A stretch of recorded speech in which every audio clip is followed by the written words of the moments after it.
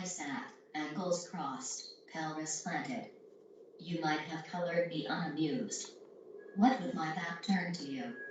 In the amber glow and its flickering light, you recognize these walls and their corner conversations, but receive no confirmation by means of memory or in the form of a wave. We compromise when you accept my directionality as unyielding. Some door is unlocked. Naturally, you cross its threshold to find a fragmented logic in the silent speaking of my spine. Easy now. I will authorize your piecing together of details or reveal to you my identity so as not to swap your lens for mine. You close the door behind you, committing to this new orientation, one foot in front of the other, gingerly taking a seat at some imaginary dinner party.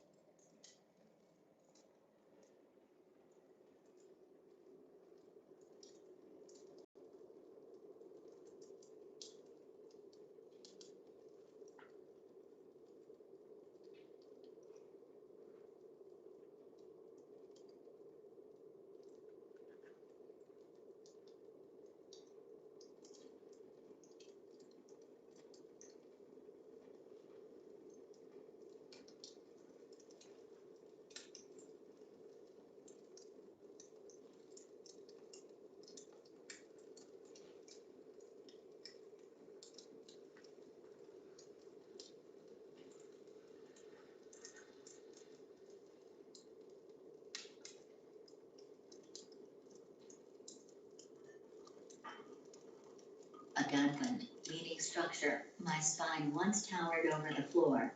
Now it watches shifting shadows and is seldom full taught by figures worth following. Hours pass, and so I beckon sinewy fingertips and the globe on my wrist. Eyeballs now affixed to a point. Charming. Designated. Alive. Gave me something to reorganize around. Fatigue will crash in and I'm all too yielding. This new rhythm shocks me, legs indiscernible, so I scoot or scour or something, but can't back away from my own body. Sun replaces moon as it tends to do. Dew falls, dust settles, a formless shape can move.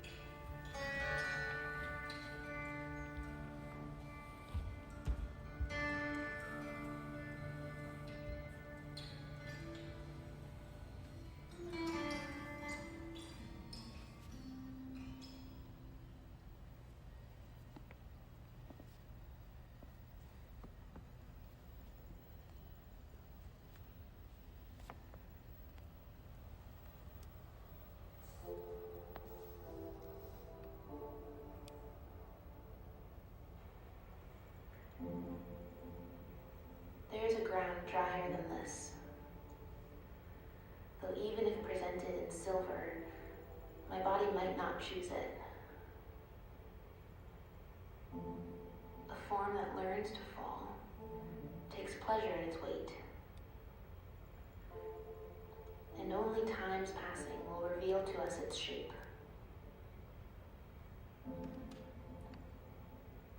At dusk, these bones are heavy. This room is a cocoon. But in the dewiness of sunrise, I couldn't leave too soon. Something is sinking to the fore, so I'll realign my view. If you keep your eyes locked long enough, architecture changes too. Surely I've been here before, and I'm being welcomed back. Feet will take me forward, eyeballs reconciled past.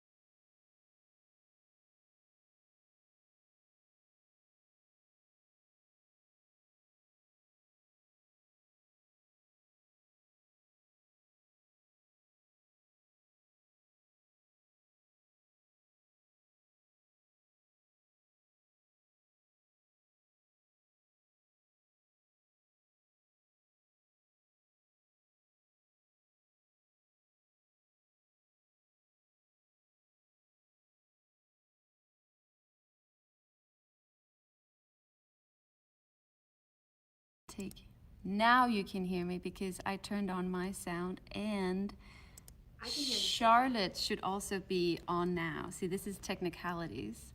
So I will repeat myself again. Welcome to the Q&A. My name is Sofie Clemmensen, and over here next to me is Charlotte Stickles. I am located in Baltimore, Maryland, and Charlotte is located in Bellingham, Washington State.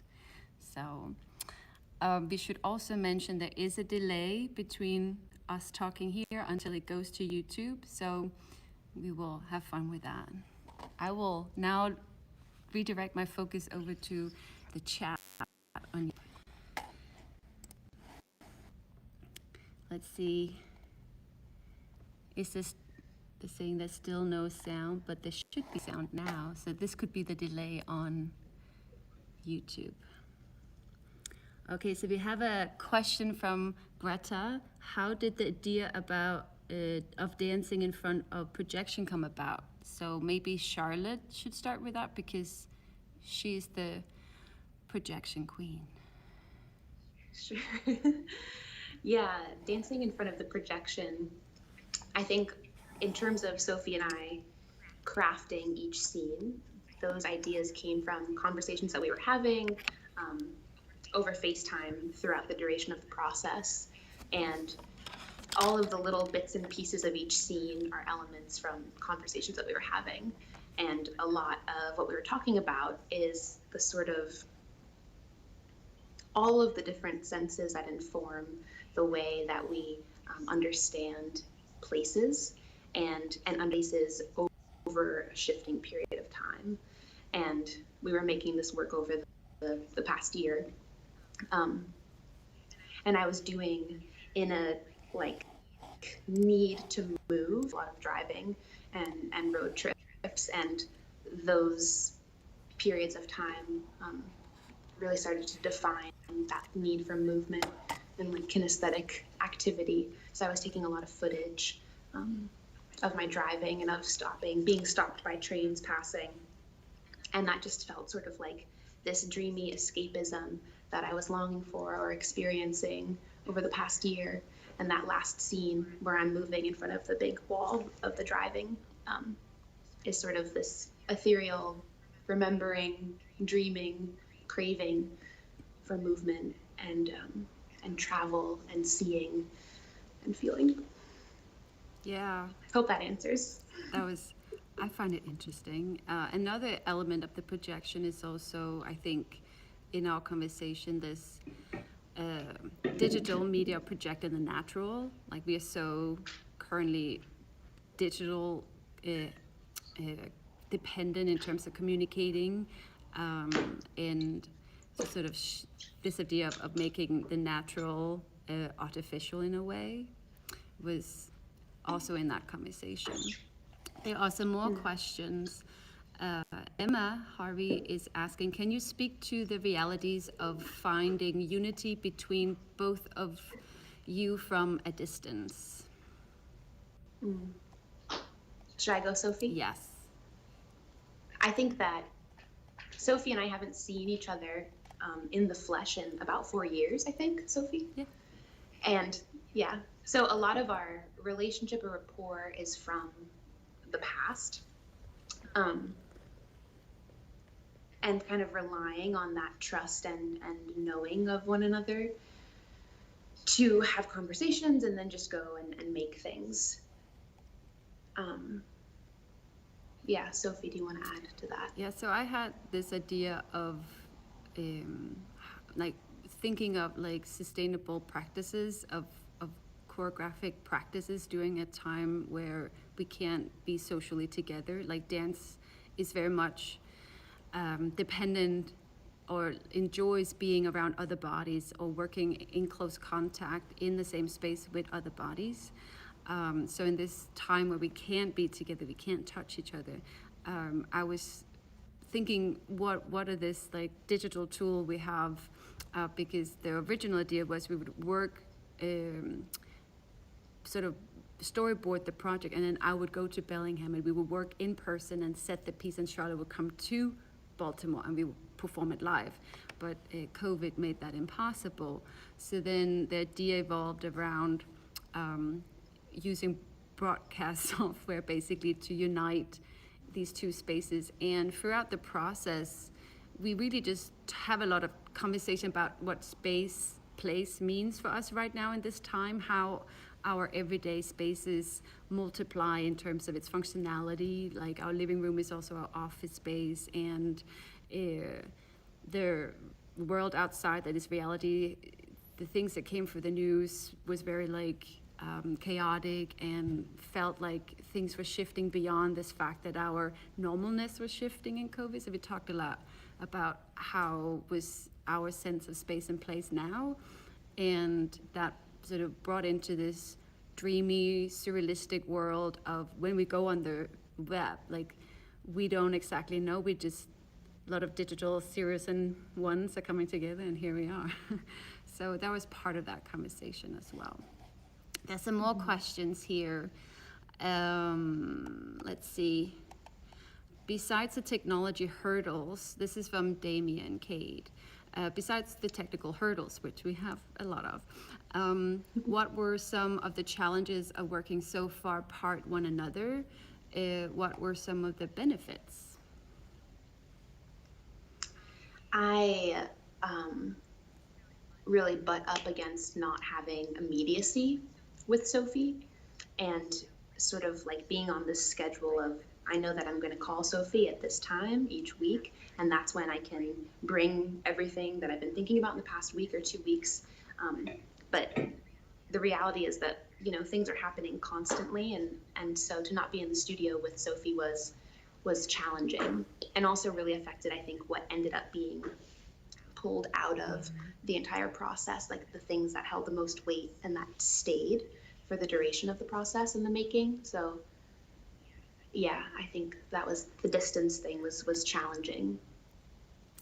I think because it's very, like, we were talking a lot, we can share videos, but the building component sort of started late because we couldn't fully build until we got the space that's what we wanted to build in. So we had, all of it was really idea based until the past 2 weeks where we were in our theater spaces and we could build it, we could test it out using our software. So I think beyond the dependency of the technology was sort of trusting that our visions separately were sort of around each other. There's a lot of like describing, what are you doing here, what kind of sound, what texture. So we would have, Google Drive was kind of heavy in terms of live document that we would share, very wordy and over phone, what we were visualizing.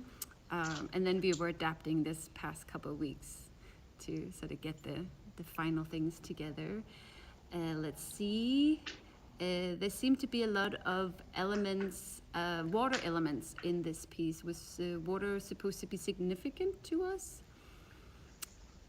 Yeah, for me, water was significant because in thinking about my relationship to this place, Washington State, a very damp state, and I've lived here for 3 years now, and I think that I was thinking a lot about how dampness and the color of and the season affect my body and my relationship to this place.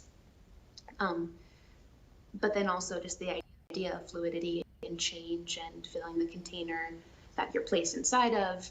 Yeah, I think that water was definitely present in the process and the product. And water also have this like imagery of like, it just keeps going forward. So there's also like this sort of flow of forwardness in the fact that time just keeps going no matter what is happening around us. So that element was also in there. There are questions about the use of the TV as a transition. That was an image I had early on that I talked to Charlotte about, I believe. We talked about, because we are so screen dependent, and this idea, we go into this, we watch Netflix all the time, maybe, and we escape this world through the TV or our computer screens. And so in a way, the TV became a way of transition into other places, spaces, which is what we were exploring basically.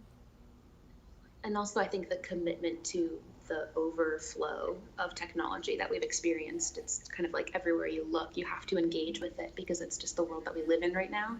So I think the TV and the projections, those are sort of like, they became so inevitable that they're present in the work as well. There are more questions. How much was improvised versus choreographed? This is from Lily Kane. So mine is choreographed with some timing flexibility, but my approach of having my my move craft is partly also in this process. I can hear. This is I'm just turning off the sound of Charlotte for a second. So I was talking about, there she is, she's coming back.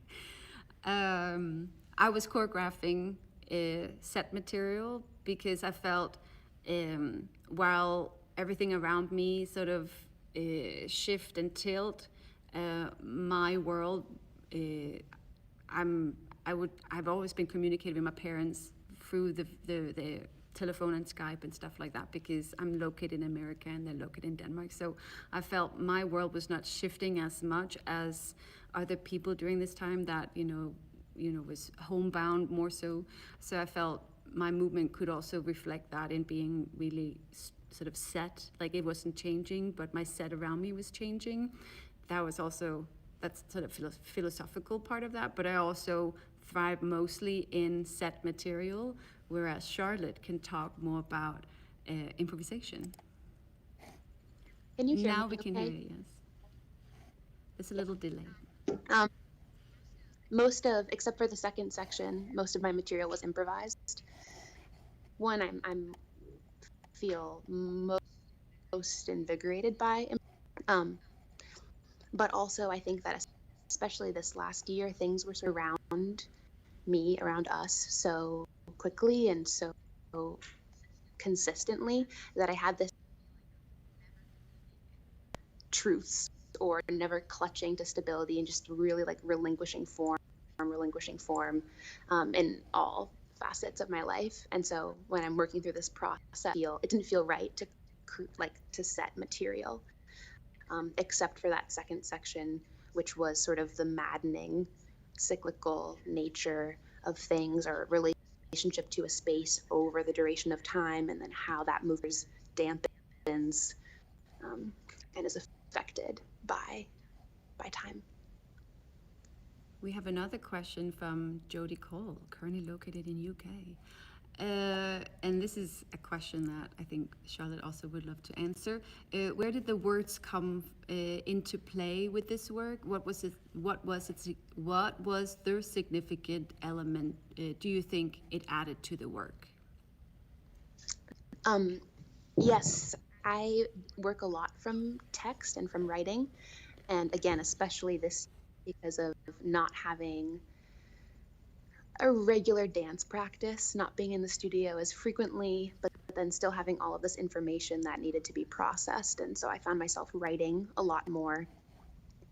And so in terms of creating and crafting the scenes, I tend to work first from sound and content and abstract ideas, like the architecture of each scene, and then what movement needed to exist there. So writing kind of came first as the seed for the aboutness of each section. And writing was also one of the primary tools in our creative process, because that was something we could do. Like we would talk every 14 days, like over the phone, but we would have Google Docs and we would write in that way. So writing actually became a sort of thread in our method and a way of communicating with another. So it felt natural that text was part of this work, and also that the text was automatized. Again, this sort of like taking the humanness out of this experience, basically. So yeah, we have another question, and this one is from Jasmine Glaze. What was the inspiration behind using different props, like the chair, table, door, TV, etc.? Our prop use was, one, to create these places that would shift, like at home, my life wraps around my dinner table. It's where I eat, it's where I teach, it's where I relax, and so it sort of symbolizes, but it's also, it sort of symbolizes many things, and like this staple thing that becomes so many things. And the loneliness is because it's just me. I have no family here, you know, so it's just me, and everything is virtual that way. So it's very much like that visual image. The chair necessarily doesn't have a greater meaning. The door, my escape is the outdoor. It's like going in and out of the door. It's like escaping my space, and it also for me represents a possibility in a way, that way. But overall, in this idea of creating these artificial spaces, like, was part of the conversation that Charlotte and I have, and Charlotte can talk about her props. I think Sofie and I were both really interested in the idea of surrealism, how we can ground a viewer in the scene with us and acquaint them with where we are, but then also disorient them. So I think that my prop use is really about building familiarity and then using movement to sort of obscure what's happening or what we expect. And then I also think that objects in the space allow me to reference people who have influenced me in like past work, and sort of like fill out where ideas are coming from, because they're not just coming from my head, they're coming from the heads of other people and other works that I've seen, and artists that live in my body too. So reality and inspiration. Yes. Mary noticed the graphics, like the drawings, and she is asking into that, like, what were they used? Was it like a cartoon? And Charlotte drew those, and maybe Charlotte can talk more about the drawings. Yes, I drew those also in that same vein of needing to making things and moving my mind to process what. But I also have a value around figuring out how contemporary dance to non-contemporary dancers, or to like non-dance audiences. And I'm pretty enamored with multi-disciplinary work and how we can make a dance a graphic novel, or, you know, just how all these other instruments inform how the by an audience and how it's lived by us as performers. So yeah, I've been excited about drawing dance. It goes a little along with Noah has a question. Like, he says, the experience of the piece felt akin to an older underground art film. Did you draw inspiration from or look to other media forms to marry the live performance and broadcast format effectively? I think so. I mean, even if subconsciously, everything that over the past year, music, film, art, writing, you know, that's all, I think, coming through our tendency. And the surrealism and the eeriness, I mean, I kept thinking, and it was brought to my attention how Twin Peaksy it was looking toward the end, and you know, that's just, it becomes part of the work because it's part of what I'm consuming or living inside of. Yeah, I think subconsciously we did look at like, we were showing each other references, like, from other artists and art, like, media, to be like, is this what we're talking about? Yes, this is in, like, but not necessarily copying that, but just in the conversation of that. But this sort of the setup and the transitions was sort of these individual components that came together, but because we have been in conversation for the past half year, it felt sort of fluid in a way, that how they're lined up with sort of minimal shifts in a way. So that was kind of interesting to see that come together.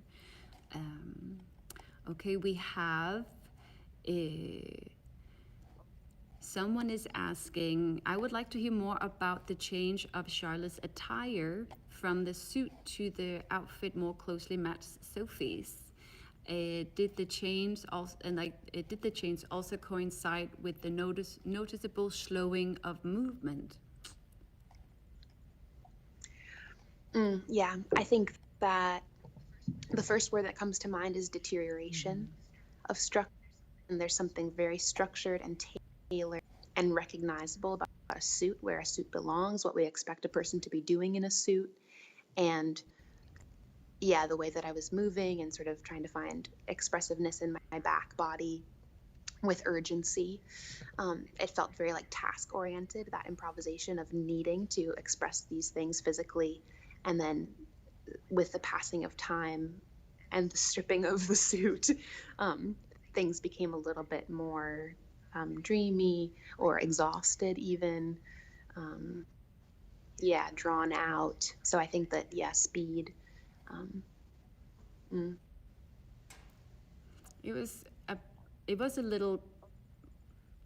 It wasn't planned that my costume and Charlotte's last costume were similar in looks in that way. It sort of happened that way, but it also, we notice it in terms of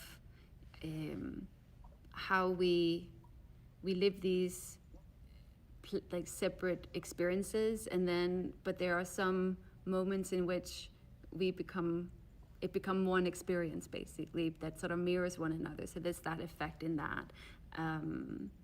And my choice of not changing was coming back to that feeling of, I felt the world around me was shifting, but not so much me myself. Whereas Charlotte had more in our conversation talk about like how the changes was affecting her as well. So I think that was part of that.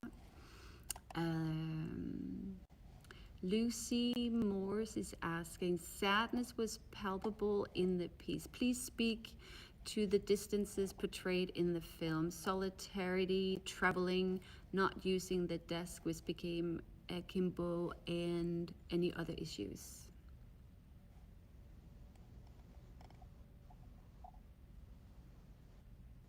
Do you have an answer for that, Charlotte? Should I read it again? Yeah, can you read it again? My volume is quite low. So Lucy's noticing a sadness was very palpable in this piece. She's asking us to talk to the distances portrayed in the film, like the solidarity of traveling, not using the desk, which became sort of akimbo, and any other issues. Yeah, I think that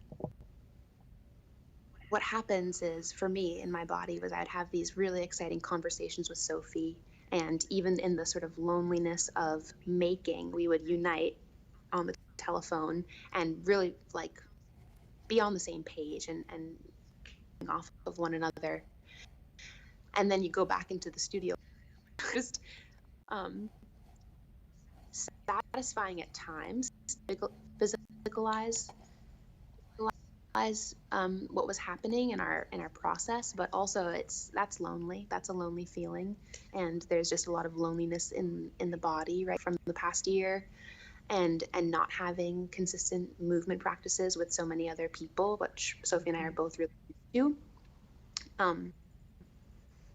And I think a lot of the imagery that was coming up at the beginning of the process was, you know, a female alone in the home and alone in the living room or moving around that space. I think that was like just a theme that kept coming up in all of our conversations, because that was, you know, an experience that we were sharing. Reads is sort of sad. Yeah. Joshua Gray is asking, how do you find yourself in all of the excess technology, influential spaces, etc.? There was a great expression of humanity and individualism despite the circumstances infused in the work. So how was the experience of this technology-based process? I think Sofie kind of touched on this earlier, but the last 2 weeks were sort of a super condensed way of finalizing and creating a product. And I think that was the biggest challenge too, of relinquishing some control over how things looked in terms of image quality or sound, or really even know what you as viewers received today. And nor can I feel the energetic, response or transference of the performance. So I think that is new, and I think Sofie and I are both still sort of learning how this all works. So I think there's a little bit of unknown, which only creates more eeriness, wonkiness, dreaminess. It feels sort of suiting to what we made. Yeah. The way it's sort of, there's one wonderful question from Molly, age 7. She wants to know where the feathers comes from when they come up the door, and that can go into explaining a little how this works. So Charlotte has one crew member, which is Juliet Mikado. She's the camera crew and calming present in Charlotte's space, and Charlotte runs the sound herself in her space. And here I have 3 students. I have Angelica Alberto Rios, who is running, and I can turn this camera around and you can see this is the control station. So she's running all of these equipment to make sure that we're shifting from space to space. And the feathers are coming from the door because I have a student standing behind the door throwing feathers. So that was the secret behind that one. We are now at 9:59, so this is the conclusion of the Q&A. We would like to thank all of you who joined us today for our performance of Elsewhere Again. Charlotte, do you want to say some parting words? Oh, yeah. Thank you for joining us and sharing this experience with us virtually. Would love to hear from you off of the Q&A. And have a lovely evening. So this concludes the live streaming. We will stop the live streaming. Enjoy the rest of your evening. Bye.